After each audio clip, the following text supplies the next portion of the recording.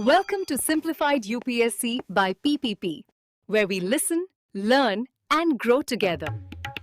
Detailed lecture notes in English and Hindi, plus practice questions for prelims and mains, only on our Telegram channel. Link in description. Like and subscribe for more. नमस्कार और the deep dive में आपका स्वागत है। अगर आप हमारे काम को पसंद करती हैं और चाहती हैं कि हम आपके लिए यूपीएससी की तैयारी को आसान बनाने वाला ऐसा उपयोगी कंटेंट लाते रहें, तो हमें सपोर्ट करने के लिए प्लीज़ यूट्यूब पर सब्सक्राइब करें और हमारी पेड मेंबरशिप में शामिल होने पर ज़रूर विचार करें।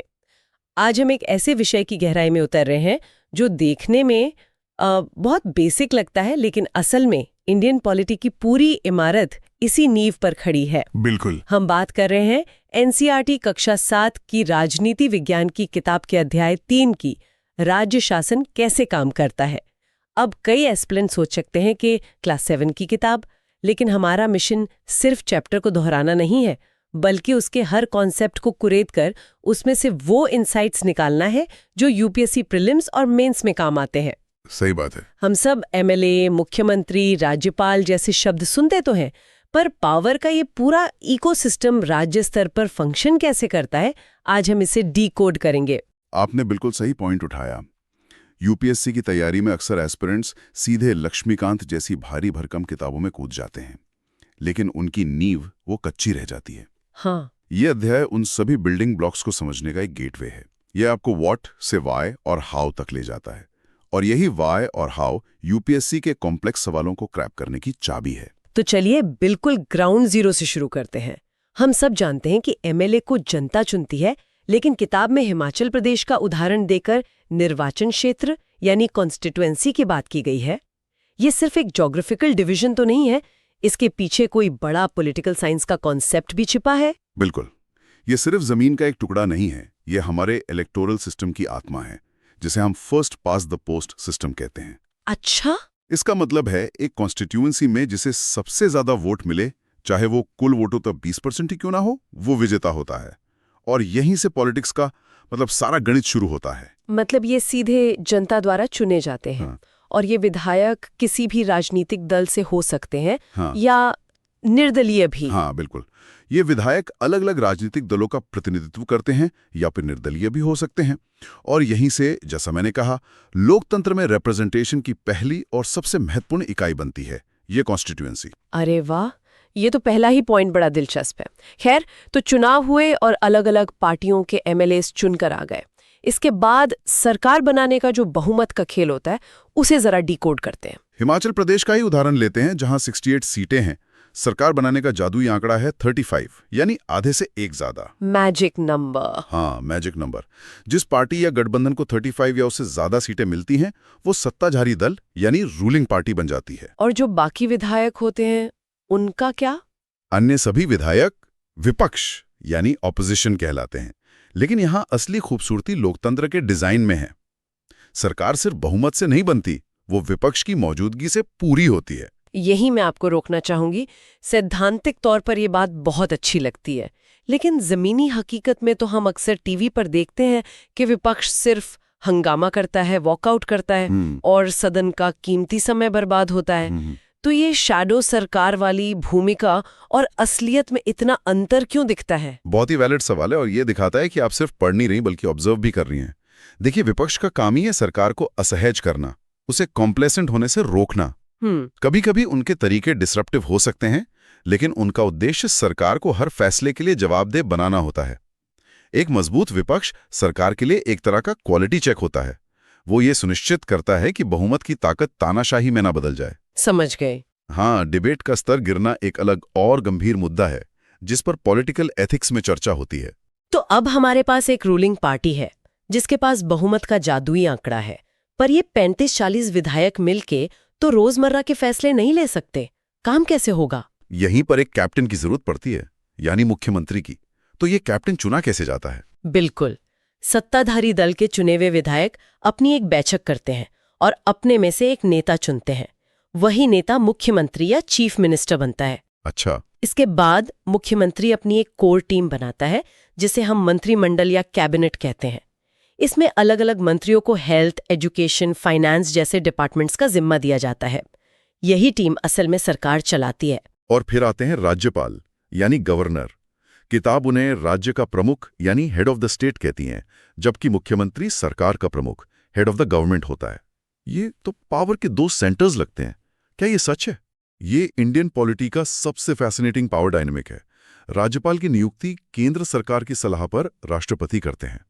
ऑन पेपर उनका काम ये देखना है कि राज्य सरकार संविधान के दायरे में काम कर रही है या नहीं। मुख्यमंत्री और मंत्रियों की नियुक्ति भी फॉर्मल तौर पर वही करते हैं, लेकिन असल में वो केंद्र के प्रतिनिधि हैं। तो क्या हम कह सकते हैं कि राज्यपाल एक तरह से केंद्र सरकार का सीसीटीवी कैमरा है जो राज्य पर नजर रखता है? ये तो बड़ा दिलचस्प पावर डायनेमिक है। इसमें तो टकराव की पूरी गुंजाइश है। आपने बिल्कुल सही नस पकड़ी है।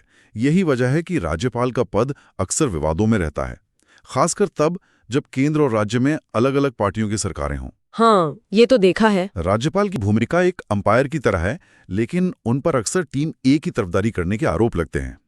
उनकी डिस्क्रेशनरी पावर्स यानी विवेकाधीन शक्तियां ही टकराव का मुख्य कारण बनती हैं। और मजे की बात यह है कि यूपीएससी का ये एक फेवरेट टॉपिक है। अच्छा, अब उस जगह की बात करते हैं जहां ये सारे खिलाड़ी, सत्ता पक्ष और विपक्ष मिलते हैं। विधानसभा, लेजिस्लेटिव असेंबली। ये सिर्फ एक बड़ी सी बिल्डिंग तो है नहीं, ये लोकतंत्र का मंदिर क्यों कहलाती है? क्योंकि यही वो अरीना है जहां सरकार की असली अकाउंटेबिलिटी टेस्ट होती है। ये एक ऐसा मंच है जहां कोई भी विधायक, चाहे वो किसी भी पार्टी का हो, अपने क्षेत्र की जनता की आवाज उठा सकता है।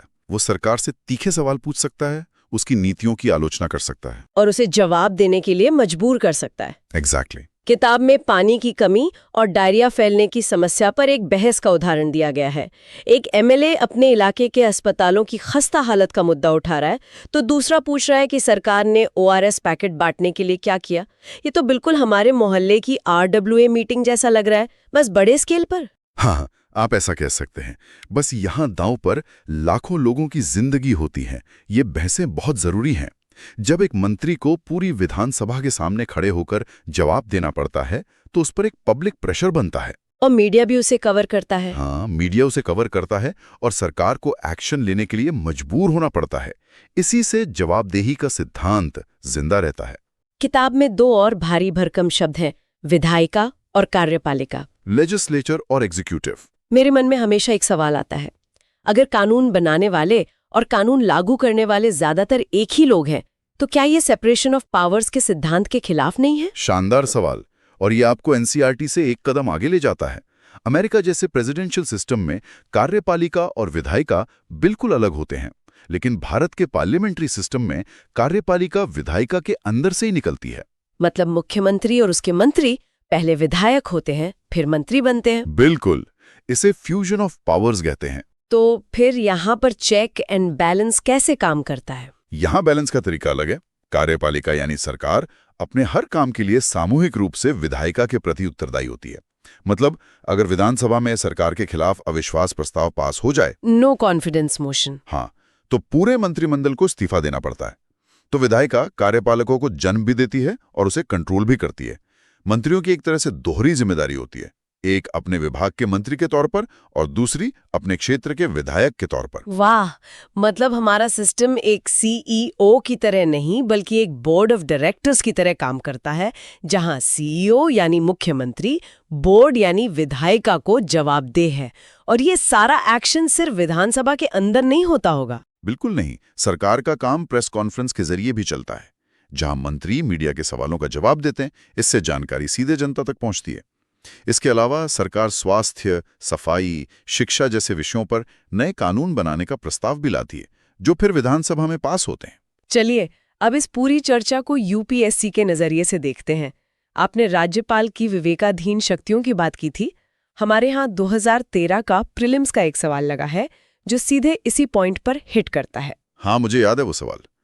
प्रश्न था कि इनमें से कौन सी शक्तियां राज्यपाल की डिस्क्रिशनरी पावर्स हैं। विकल्प कुछ इस तरह थे। 1 मिनट में पढ़ती हूँ। पहला, राष्ट्रपति शासन लगाने के लिए राष्ट्रपति को रिपोर्ट भेजना। दूसरा, मंत्रियों की नियुक्ति करना। तीसरा, राज्य विधानमंडल द्वारा पारित कुछ विधेयकों को राष्ट्रपति के विचार के लिए आरक्षित करना। और चौथा, राज्य सरकार के कामकाज के लिए नियम बनाना। तो देखिए, एनसीईआरटी हमें ये तो बताती है कि राज्यपाल राज्य का प्रमुख है, लेकिन इस सवाल का जवाब देने के लिए आपको उसकी शक्तियों की गहराई में उतरना होगा। यही वो पुल है जिससे एक एस्पिरेंट को एनसीईआरटी की नींव पर बनाना है। एकदम। चलिए इस सवाल को डाइसेक्ट करते हैं। मंत्रियों की नियुक्ति करना, विकल्प 2। राज्यपाल की शक्ति तो है पर विवेकाधीन नहीं। वो मुख्यमंत्री की सलाह पर ही मंत्री नियुक्त कर सकता है। अच्छा। इसी तरह कामकाज के नियम बनाना, जो विकल्प 4 है, वो भी मुख्यमंत्री और मंत्रिमंडल की सलाह से होता है। लेकिन राष्ट्रपति शासन की सिफारिश करना, विकल्प 1, ये उसका अपना विवेक है। मतलब इसके लिए उसे मुख्यमंत्री से पूछने की जरूरत नहीं? बिल्कुल जरूरत नहीं। अगर उसे लगता है कि राज्य में संवैधानिक तंत्र विफल हो गया है तो वो सीधे राष्ट्रपति को रिपोर्ट भेज सकता है। और तीसरा विकल्प, विधेयकों को राष्ट्रपति के लिए आरक्षित करना। ये भी एक बहुत बड़ी विवेकाधीन शक्ति है। अगर कोई बिल ऐसा है जो हाई कोर्ट की शक्तियों को कम करता है या संविधान के किसी प्रावधान के खिलाफ है, तो राज्यपाल उसे मंजूरी देने के बजाय राष्ट्रपति के पास भेज सकता है। तो इस सवाल का सही जवाब विकल्प 1 और 3 थे।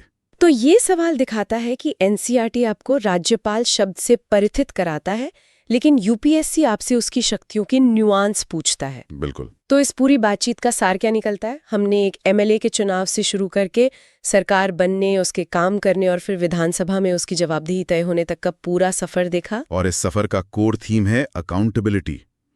लोकतंत्र का मतलब सिर्फ वोट देना और सरकार बनाना नहीं है। इसका मतलब है एक ऐसा सिस्टम बनाना जहां सत्ता में बैठे लोगों को लगातार जनता और उसके प्रतिनिधियों के प्रति जवाबदेह ठहराया जा सके। विधानसभा, विपक्ष, मीडिया, ये सब उसी अकाउंटेबिलिटी को सुनिश्चित करने के टूल्स हैं। सही कहा। हमारे श्रोताओं के लिए एक अंतिम विचार छोड़कर जाते हैं। इस अध्याय में सत्ता पक्ष और विपक्ष की भूमिकाओं पर चर्चा हुई। जरा इस पर सोचिएगा कि एक मजबूत विपक्ष जो चुनाव हार चुका है, वो भी एक अच्छी सरकार चलाने में कैसे योगदान देता है? क्या बिना एक सजग विपक्ष के बहुमत वाली सरकार लोकतंत्र के लिए एक खतरा बन सकती है? बहुत जरूरी सवाल है। आज के लिए बस इतना ही। हमें सपोर्ट करने के लिए YouTube पर सब्सक्राइब करना और हमारे पेड मेंबरशिप में शामिल होना न भूलें, ताकि हम आपके लिए ऐसा यूजफुल कंटेंट हमेशा लाते रहें।